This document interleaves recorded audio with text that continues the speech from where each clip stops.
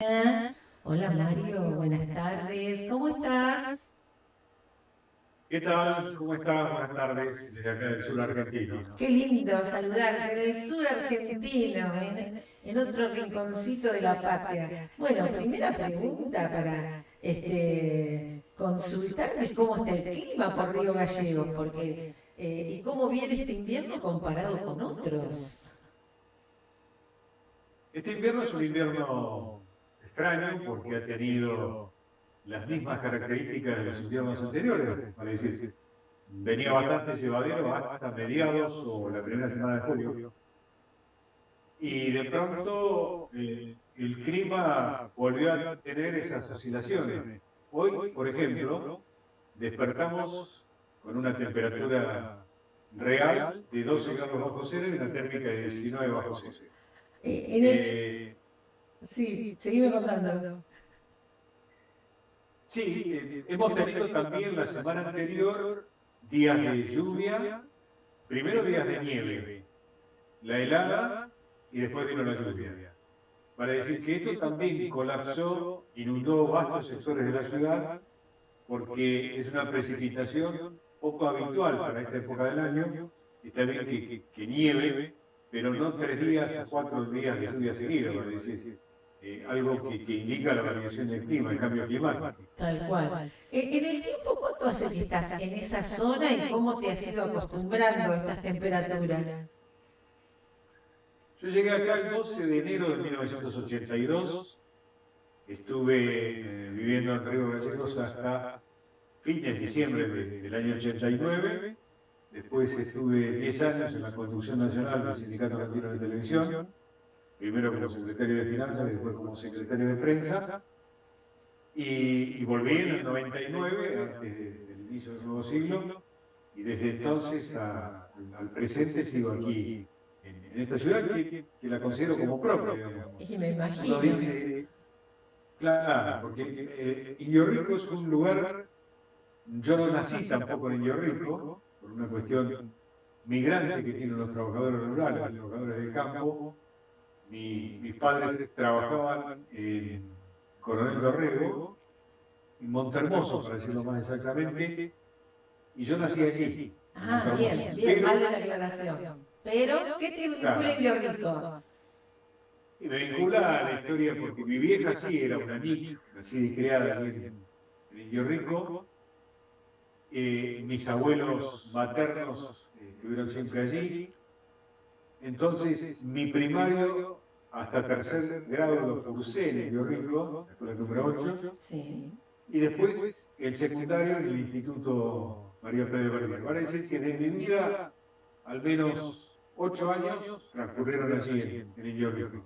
Y están los recuerdos más intensos, que son esos de la juventud, del secundario, de la estudiantina, de los campeonatos de atletismo, de 11 corazones, y todo eso que hace el folclore del pueblo. Claro, las salidas. Eh, Exactamente, el club social, Sí, había qué una lindo. discoteca, había una discoteca antes que no tuvo éxito, porque pretendió competir con el club social y el club era el arraigo permanente, digamos, era algo tradicional en la noche de Indio Rico. Mario, ¿qué te Así que eso es llevó? Perdón. lo que me vincula. Bien, Sí, lo que te ¿y qué vincula me con Indio querés Rico, decir? pero vale bien que cuentes que Montermoso, o sea, que de la zona, Dorrego, ¿qué te llevó a elegir el periodismo y cómo llegaste a Río Gallegos? Porque justo te tocó también en la llegada a Río Gallegos por primera vez todo lo que fue el conflicto con Malvinas. Claro.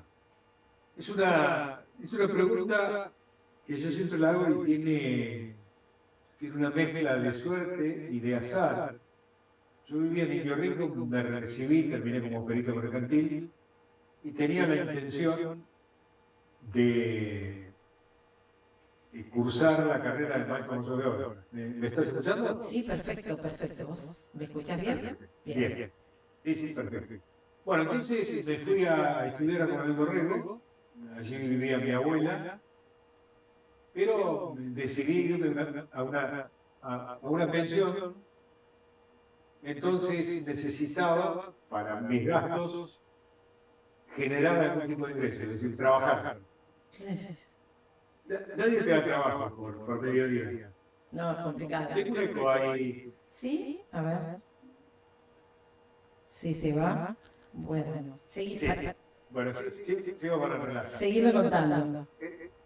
Entonces, escucho un aviso que decía necesitamos empleados, presentarse en la calle Flequi 26, que daba en la otra punta de la ciudad de Río Dorrego. Me voy hasta ahí y pensé que era para empleado administrativo o algo de eso. Subí la escalera al primer piso, que es donde estaba el edificio donde solicitaban el empleado. Cuando entro me atiende la recepcionista y me dice, esto es una radio, nosotros necesitamos un empleo de locutor. Bien. Entonces yo dije, discúlpeme, yo mi única experiencia administrativa. Me despedí y cuando pisé el último escalón dije, no tengo para pagar las pensiones. Así que volví y dije, bueno, tomé una prueba. Y ahí empecé. Y ahí empezaste, en Radio Dorrego, mirá vos. Empecé en los últimos días del mes de marzo del año 1980. Ya en el mes de julio me había entusiasmado, agarré el teléfono y empecé a llamar a Bahía Blanca, a el 3. Entonces les preguntaba si necesitaban a alguien. Y me dijeron, bueno, venga, así le tomamos una prueba. Fui, me tomaron una prueba y me dijeron, bueno, cualquier cosa lo llamamos. Y esa frase, cualquier cosa lo llamamos, tiene más gusto o no, que así. Y sin embargo, me llamaron. Bien. Me dijeron, bueno, planteé que tiene otro trabajo. Bueno, hablé con la gente de la radio, muy bien.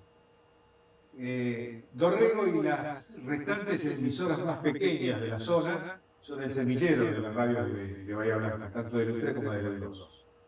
Así que estuve trabajando desde el mes de agosto aproximadamente, hasta que después también agarré el teléfono, me entusiasmé y empecé a llamar a Leudó, que era la líder. Sí, tal cual. Y me dijeron lo mismo, venga, le tomamos una prueba. Le tomamos una prueba y quedé trabajando así. Eso fue mi trayectoria, mi recorrido en Bahía Blanca. Yo decido agarrar nuevamente el teléfono, llamar a un señor que estaba en Estados Unidos, que trabajaba en una cadena noticiosa que se llamaba Servicio de Internacional de Noticias, y que era de Bahía Blanca, Oscar Enrique Gratas. Sí. Lo llamé, lo contacté, y el tipo me dijo, vení que te vamos a dar trabajo. Bueno, saqué el pasaporte y todo lo demás, y no pude embarcar. No es que no entendía por qué, lo entendí cuando empezó la guerra de Malvinas. Claro. Era de la clase de 1962, ninguno de nosotros podíamos irnos del país. O nos dieron esa posibilidad. Estaban en situación de soldado de reserva, ¿no? O algo así. Estaba así, si bien yo Algo hice así. la conscripción, Sí. la circular era para todas las personas, los futuros conscriptos de la clase de 1962, que era la convocada Malvinas. Sí. Así que decidí, no se dio lo de Estados Unidos, y dije, bueno, busco algún lugar, un punto en el mapa. Mi novia de entonces dijo, bueno, yo tengo familia en Río Gallegos, sí. Y aquí llegué, 12 de enero del 82, a las 3 de la tarde, bajé del avión, a las 4 de la tarde tenía mi primer trabajo en el 14 Radio Provincia, a las 5 en el diario Correo del Sur, ¡Qué bueno! y a las 9 de la noche en Canal 9. O sea que no hubo un lugar que recibiera tan bien a una persona como lo fue Río Gallegos conmigo. Y ahí te quedaste. Acá me quedé, eché raíces, mis dos hijas mayores nacieron acá, las otras dos en Buenos Aires, y bueno, transcurrió la vida entre la actividad gremial, como secretario general del gremio de televisión aquí en Santa Cruz, pues estuve en el Consejo Nacional, me tocó volver a Río Gallegos, me tocó empezar de nuevo, tanto en la actividad profesional como familiar, me divorcié, me vine para acá, y bueno, y fui desarrollando mi vida en estos momentos con muchas experiencias, con muchas satisfacciones y también con muchos aprendizajes. Tengo una pregunta, ¿se fue el eco? Sí. Porque acá estoy operándome, entonces por ahí técnicamente te quería consultar para ver si lo había logrado eliminar. Bueno, siguiendo con tu historia, y antes de que también estuviste participando en actividades que tienen que ver con la educación, etcétera, ¿cómo fue llegar a Río Gallegos, 3 trabajos y justo comenzó todo lo que fue el tema de Malvinas? ¿Cómo viviste esa época? Bueno, te cuento. Yo llegué acá, estuve trabajando hasta fines del mes de enero, principios de febrero, y me agarró una hepatitis B, creo que era B corta, porque estuve convaleciente desde el mes de febrero, marzo, casi todo abril, y volví, creo que el 29 de abril a la radio, y el día 3 de mayo, a la mañana, la guerra había comenzado oficialmente con el ataque de la Fuerza Aérea a la flota inglesa, el 1 de mayo. El 2 de mayo, las fuerzas inglesas hunden el crucero General Belgrano. Y el 3 de mayo, cuando empezaba el día, la Fuerza Aérea Británica ataca a la Villa Alférez Sobral, una embarcación de la Armada Argentina que había concurrido en rescate de un piloto de la Fuerza Aérea. A nosotros nos tocó, digo a nosotros particularmente a mí en ese caso, porque las radios estaban todas supervisadas o tomadas por censura militar. Es decir, en cualquier lugar, cualquier emisora que llegabas, había un integrante del ejército diciéndote qué se decía o qué no se decía. Es verdad, en los comunicados, en todo. Exacto, exactamente. Entonces yo a las 7 de la mañana, había tomado turno a las 7 de la mañana, 7:30 me traen un comunicado que decía: atento Gómez Roca, lo esperamos en Deseado. El mensaje para el poblador rural. Es un segmento que se informa al hombre de campo. Bueno, y lo repetíamos. Yo pensaba, debe ser un paisano muy importante, que Gómez Roca, que a cada rato hay que repetir su mensaje. Pero no, a los 2 días me di cuenta que una información, a los 3 días concretamente, una información que decía: con su carga de muertos, arribó a Puerto Deseado el aviso Alférez Sobral. Lo que nosotros le estábamos transmitiendo a la tripulación del Alférez Sobral, que tuvo 2 ataques, el primero fue leve, el segundo fue gravísimo, le volaron literalmente el puente de mando y con ello provocaron la muerte de 8 tripulantes de esa embarcación, incluido su capitán Sergio Gómez Roca. Entonces lo que nosotros pasábamos era un mensaje que guiaba a puerto a la embarcación atacada por los ingleses. En este caso, ellos llevaban una radio vieja de las Tormac que se usaban en el campo, a pilas, las pilas gigantes, y con esa radio nos pudieron escuchar, con ese aparato nos pudieron escuchar el mensaje que nosotros le decíamos a dónde debían dirigirse. ¡Qué bárbaro! Fue una etapa muy fuerte, porque nosotros sí vivimos la guerra.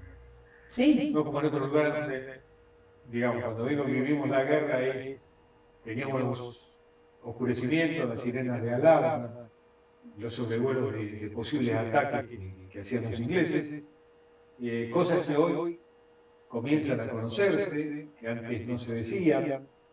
Hubo ataques o ensayos de invasión cercana a 40 kilómetros, acá en Punta Loyola. Es verdad. Para decir que se vivió de un modo distinto. Y en otros lugares estaba todo el mundo concentrado con el Mundial del 82 en España, mientras que acá veíamos cada vez que despegaba un avión, porque había una ligación, un contacto con los muchachos, los pilotos de la Fuerza Aérea. Entonces, vos decías, bueno, salieron 6, volvieron 4. Eso se vivió de un modo muy profundo, muy emotivo. Qué terrible. Exactamente. Sí, la verdad que me imagino que además cuando uno repasa todas estas cosas que van apareciendo, que hacen que que uno vaya ampliando toda esa parte de la historia que estaba tan callada, ¿no? O sea que yo me dediqué a escribir mucho sobre Malvinas. ¿Tenés algún libro? No, pero mis publicaciones las pueden encontrar buscando en Historias de Patagonia, Bien. Mario Novak, y ahí salen la mayoría de las historias que se escribió. Y yo sobre Malvinas he escrito mucho, pero no solo del 82. No, yo escribí desde el 1824 en adelante. Qué Porque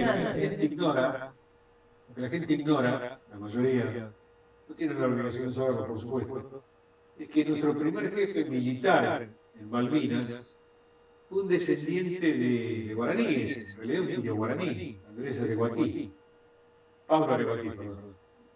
Pablo Areguatí había sido hijo de un noble guaraní, nacido en las misiones de Río Grande do Sul, que en ese momento nos pertenecía como virreinato del Río de la Plata, ahora le pertenece a Brasil, y fue compañero de estudios en el Real Colegio de San Carlos de Manuel Belgrano y Mariano Moreno. Y él es convocado, porque también combatió en el Alto Perú, junto con las tropas del Libertador General San Martín, convocado para ser jefe militar en las islas, designado por el gobernador Martín Rodríguez, gobernador de la provincia de Buenos Aires. Este es un detalle poco conocido en la historia, como también se niega y se desconoce los esclavos que fueron, los 32 esclavos que fueron con Bernet junto a los gauchos para desarrollar actividades económicas, como fue, por ejemplo, la instalación de un saladero antes de la ocupación inglesa. Los gauchos faenaban los animales cimarrones, animales baguales salvajes que habían puesto los españoles a fines del año 1700 del siglo pasado. Sí.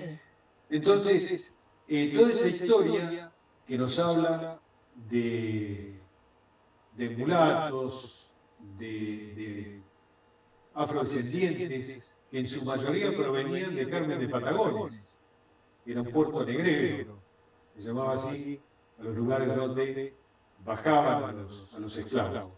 Y los llevaron allí con la promesa de darle la libertad en 10 años. Después llegaron los ingleses. Sí. Una de estas esclavas, se llamaba Antonina Roxa, terminó siendo dueña de campos, allí algo extraño, particularmente muy extraño. Pero la historia no es simplemente el 82, la historia tiene miles de matices anteriores, tiene, qué sé yo, por ejemplo, el operativo Cóndor, esa serie de jóvenes argentinos que secuestran un avión de aerolíneas argentinas y lo hacen poner rumbo a Malvinas, que fue el segundo aterrizaje de una nave argentina, porque el primero lo hizo un tal Miguel Ángel Fitzgerald, que despegó desde Río Gallegos en el año 1966, aterrizó en Malvinas, en una cancha de carreras cuadreras, entregó una proclama y emprendió viaje de regreso rumbo a Río Gallegos. Y Gallegos siempre ha tenido esta ligación con Malvinas porque es el lugar más cercano en línea recta. Y sea en forma de puente aéreo, por aire o por mar, siempre fue el lugar que tuvo más contacto con las Islas Malvinas. De hecho, la mayoría de los estancieros o de los ganaderos que llegaron desde otro lugar vinieron de Malvinas. Los ovejeros vinieron de allá.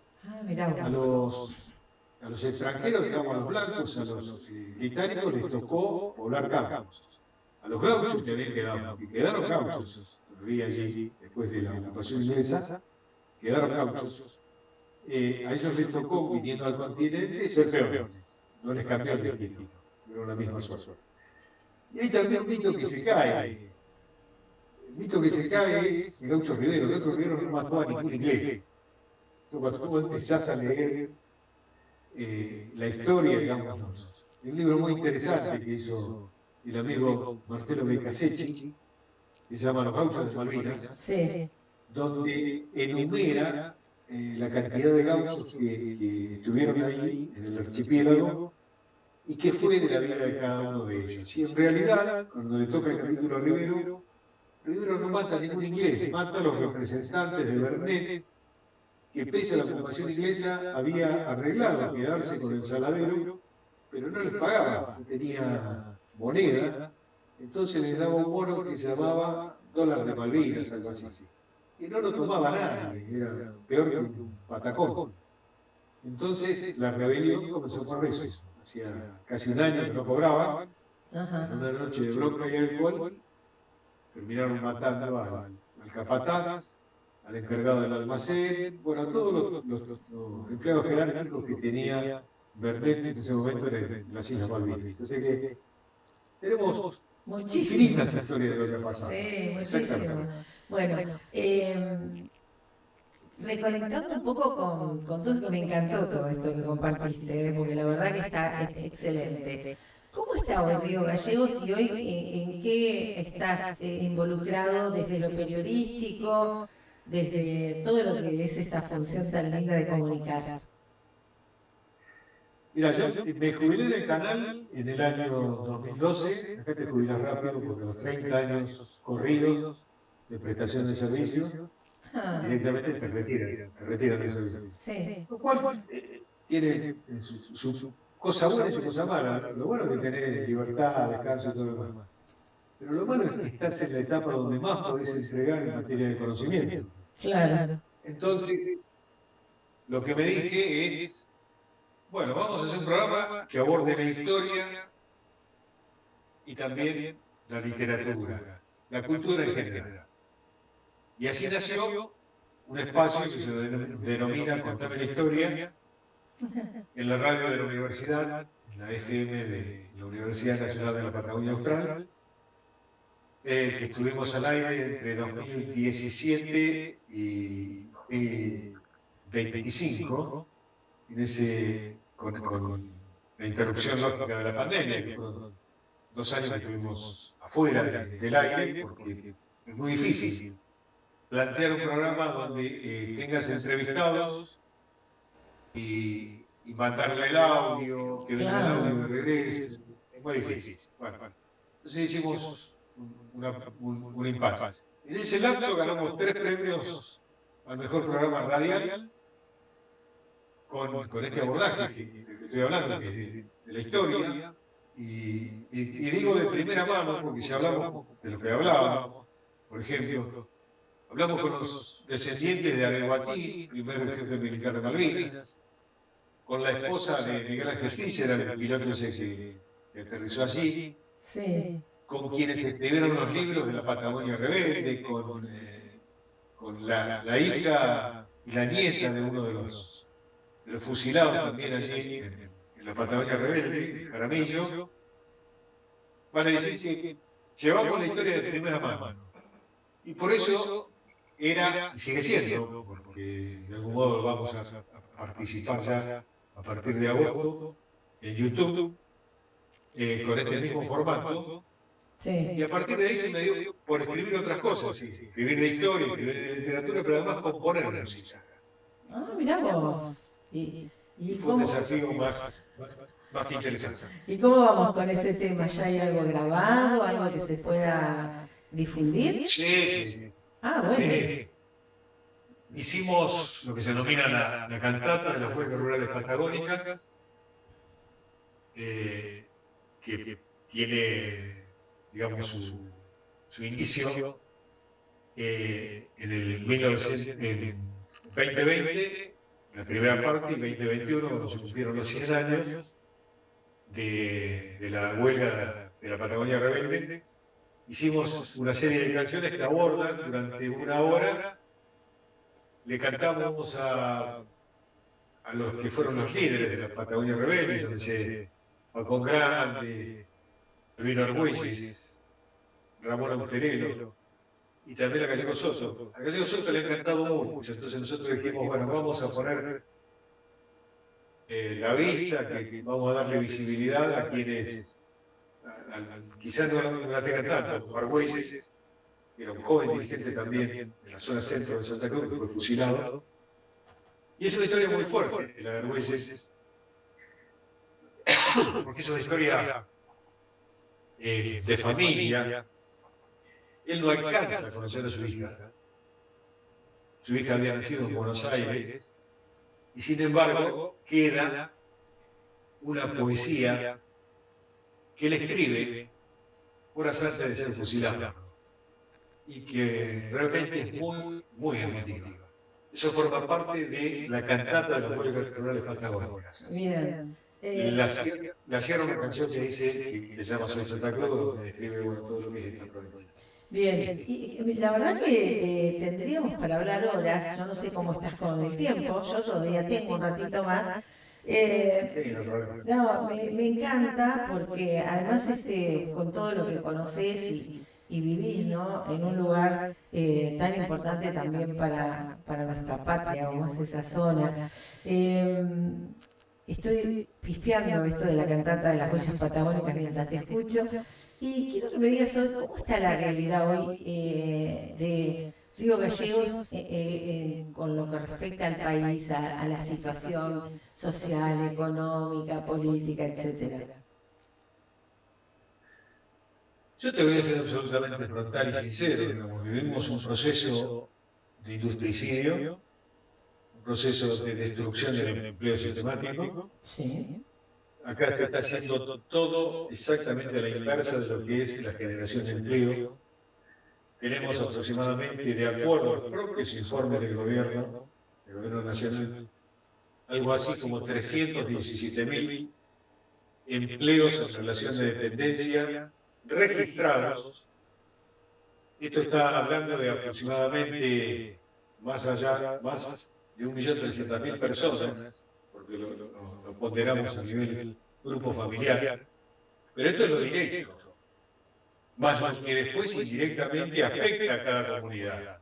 Todos los días nos enteramos del cierre de alguna empresa láctea, de alguna empresa que fabrique calzado, como el caso de la provincia de Buenos Aires, con Suárez y Pigüé, con Adidas.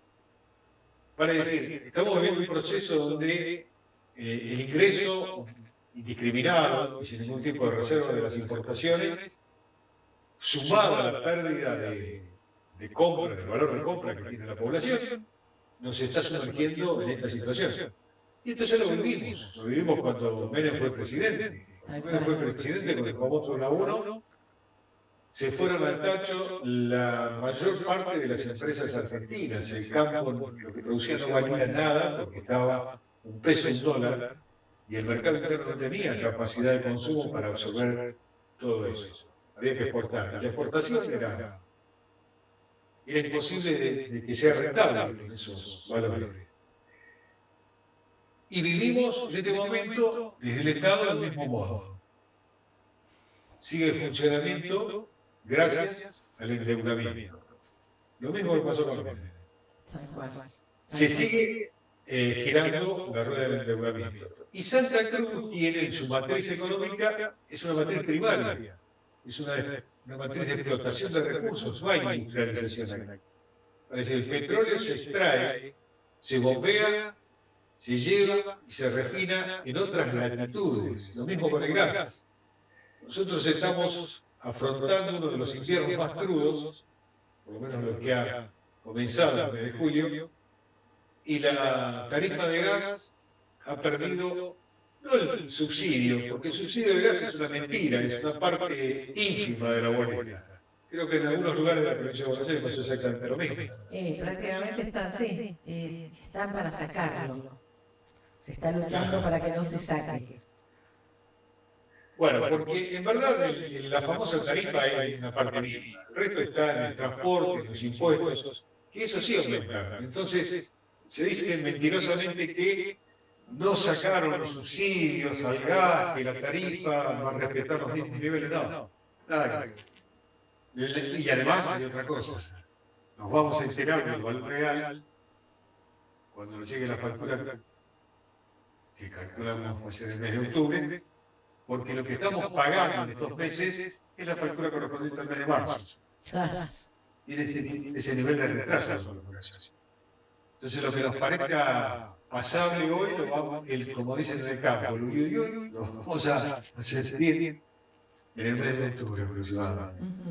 Así que así está transitando la provincia de Santa Cruz y creo que en la mayor parte del país esta realidad. Y te voy a dar un ejemplo chiquitito y personal. Dale. Compré un celular en China. En realidad compré dos. El primero lo robaron entre las franquicias. Viste, cuando llega, abro el paquete y ya tenía algún aspecto sospechoso. Bueno, hasta ahora estaba la funda, el cargador, los auriculares y la carcasa y nada más. Faltaba el aparato. Esto fue a las 12 del mediodía y se me denuncia a las 20 horas. Los chinos dijeron, no se haga problema, ya se lo reintegramos, el otro día tenían que reintegrar, porque cubrió el seguro. Pero venía en viaje el otro, con todo el recelo que yo tenía. El otro llegó con una capacidad increíble, 512, 12 de memoria, impresionante, digamos, la capacidad. ¿Cuál es el valor? 66.000 pesos. Nuevo. Nuevito. Sí.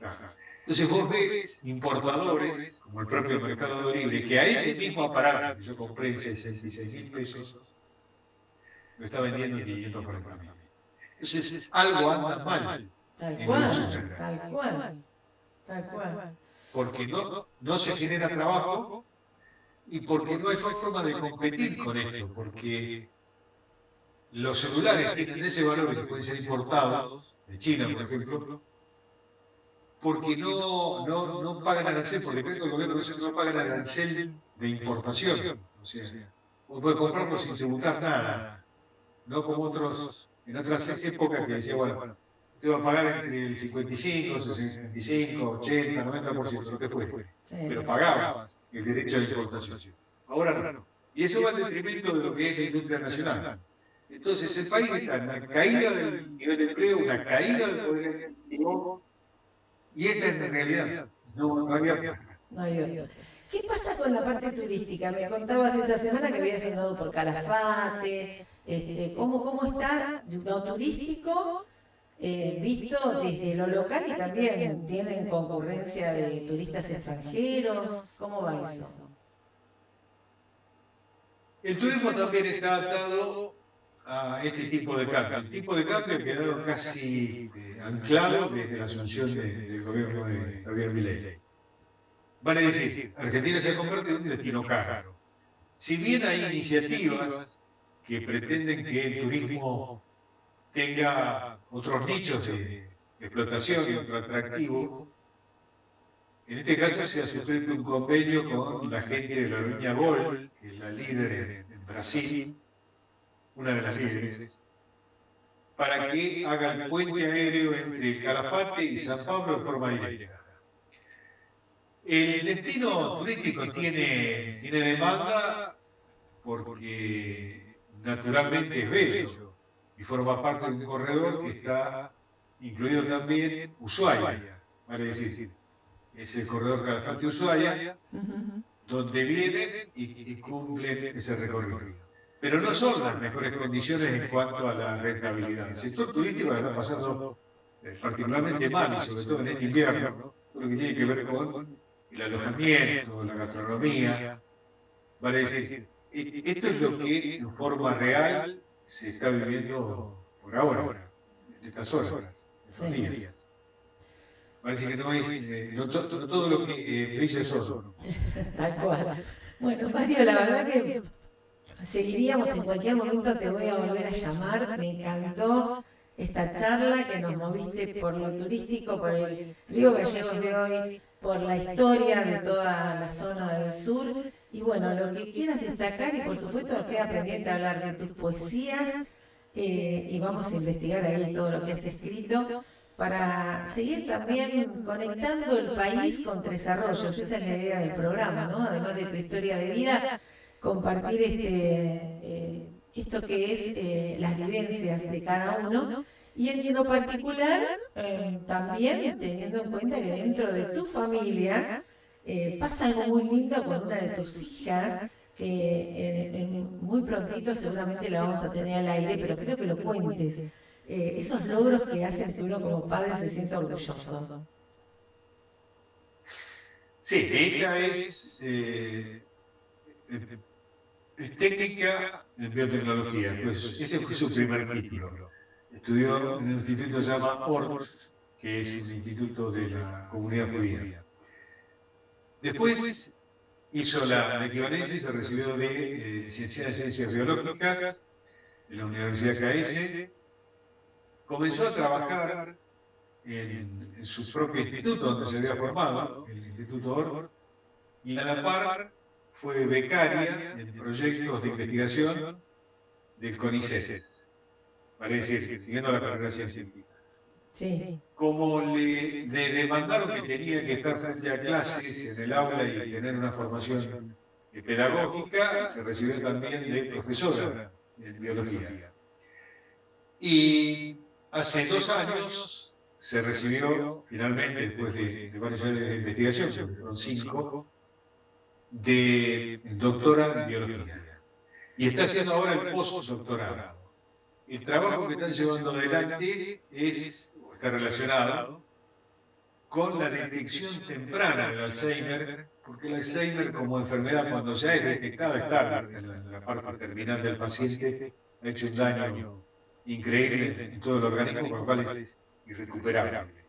A partir de estudios de análisis de sangre, puede llegar a determinar si es factible de que padezca la enfermedad del Alzheimer. Digamos, ese fue el desarrollo que han tenido en el otro laboratorio anterior, donde se recibió de doctora, y el que sigue adelante hoy por hoy en este postdoctorado que lo haciendo. Pero no es eso lo que me pone más orgulloso de mi hija, que además es escritora. Lo que me pone más orgulloso es esa tenacidad de defender las convicciones y hacer visible lo que habían tenido que soportar, fundamentalmente los becarios, pero fundamentalmente las mujeres becarias, expuestas al maltrato, al ninguneo permanente de aquellas autoridades que se creían que por tener un lugar de mando en un organismo de investigación podían hacer lo que querían. Bueno, ella hizo también un relevamiento de esto, puso sobre la mesa esta situación de padecimiento que tienen la mayoría de los becarios, pero fundamentalmente las becarias, que son el 65% de las mujeres que ocupan hoy esta actividad becada por CONICET. Eso es en síntesis lo que he hecho mi hija. Si me permitís, un minutito nada más. Dale. Para hablar un poco de la historia de Indio Rico, porque Indio Rico es más allá de ese lugar fundado en febrero, 19 de febrero de 1929, donde está la estación ferroviaria, la Junta Nacional de Grano, que debe traer muchos recuerdos. Totalmente. También fue el último bastión de la Confederación Indígena que lideraba Manuel Namuncurá. Cuando se produce la avanzada del ejército, el río Quequén era el lugar, la frontera natural inexpugnable, con sus barrancas tan altas, hacían difícil el cruce de un lugar a otro. Entonces, el Pichihuinca, que era uno de los vaqueanos, le dijo a las tropas del ejército: se puede vadear por el arroyo Indio Rico. Por ahí llegaron, pasaron y lograron quebrar la frontera que era la frontera india. Y ahí está la historia que desmiente muchas historias, la historia oficial, la historia del cacique Castrillán, el dueño de las vacas, el que le da el origen al pueblo. Se llama Indio Rico porque había un cacique llamado Castrillán que tenía 38.000 vacas, 8.000 caballos y algo así como 6.000, 7.000 ovejas. Entonces, la pregunta que nos surge es: ¿de quiénes eran las vacas? Buena pregunta. ¿Y de quién eran? ¿Investigaste algo de eso? Sí, por supuesto. Esas vacas llegaron como vacas traídas como ganado en la expedición de Pedro de Mendoza, la fundación de la primera de Buenos Aires, se quedaron aquí en los campos de la provincia de Buenos Aires, fueron extendiéndose, fueron multiplicándose como ganado bagual. Y cuando hay un parte, a mí me gusta mucho la historia, me gusta leer la historia de lo que tiene que ver con los documentos, y no la historia del autor. La historia del autor tiene todo el sesgo y el condicionamiento que le quiere poner quien escribe. Y en este caso, leer un documento del Archivo Nacional, del Archivo General de la Nación, tiene otra riqueza. Y por ejemplo, cuando se habla de Malones, dice, hemos recuperado algo así como 320.000 vacas.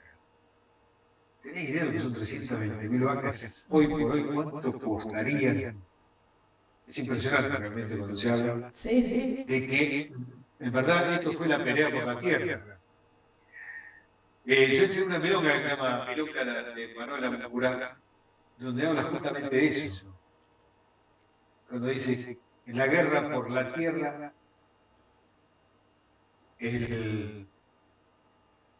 la lanza enfrentó al fusil. Don Manuel ya fue vencido en La Tigra y Paraguay, dos parajes que están muy cerca de Tres Arroyos. Paraguay está cerca de González Chávez, Benito Juárez, y La Tigra está ahí cerca de Tres Arroyos y Camino de Río. Vale, dice, hay muchísimo para hablar. Seguramente el que escuche va a decir, bueno, este hombre no cree nada. No, yo creo en lo que leo, y lo que leo es absolutamente distinto a los documentos de lo que es la historia que está narrada en los libros de texto con la firma de, no sé, Félix Luna, por decirlo de algún modo. A mí me gustaba mucho la historia que escribía Liborio Justo, con un seudónimo que se llamaba Lobodón Garra, que dice, la última lanza, el último malón. Y es el último malón a Indio Rico. Este hombre, Liborio Justo, era hijo de quien fue presidente de facto de la Argentina, Agustín Pérez Justo. Vale decir que tiene mucho, pero muchísimo para hablar. Totalmente, pero estoy más que agradecida por todo este tiempo y nos volveremos a comunicar porque es bueno hablar con un colega con tanto conocimiento que además escribe y recita y hace cosas muy lindas, así que bueno, nos cruzaremos en cualquier momento, Mario Nova, que ha sido un placer tener este contacto, uniendo Río Gallegos con Tres Arroyos en este 30 de julio. Muchísimas gracias a vos. Nos une también un lugar común que es Indio Rico. Exacto. Y una pasión común que es la radio. Así que te mando un abrazo enorme y seguiremos en contacto. La única consulta que tenemos que hacer es si esto va a quedar cargado en algún link de la emisora. Por supuesto queda cargado en el canal de YouTube del programa, lo vamos a cargar. Bien. Así que después te vamos a pedir fotos. Porque el audio lo cargamos ahí, después por supuesto va a la web de la radio también para que tengan acceso, pero ya tenemos eso, así que gracias de corazón por tu tiempo y hasta cualquier momento, Mario Novak. Hasta cualquier momento. Bueno, ¿te parece Soy Santa Cruz para cerrar? Perfectísimo, es un himno. Bueno, un abrazo. Gracias. Chao, hasta luego. Abrazos. Gracias.